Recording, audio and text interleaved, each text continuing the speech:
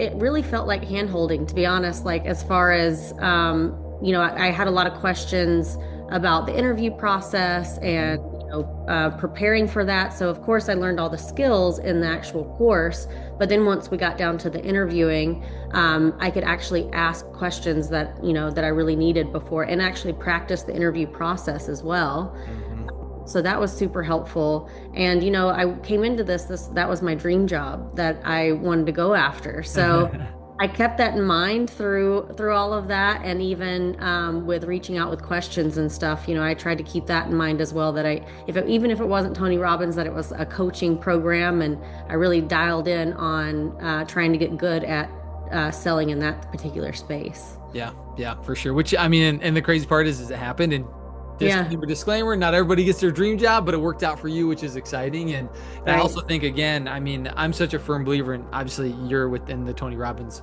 realm, but it's like what you throw out in the world is what's going to get at you. And it's like, hey, all those different things, like everything happens twice in your life, once in your mind, once in reality. It's like belief, all those things, it all comes back. And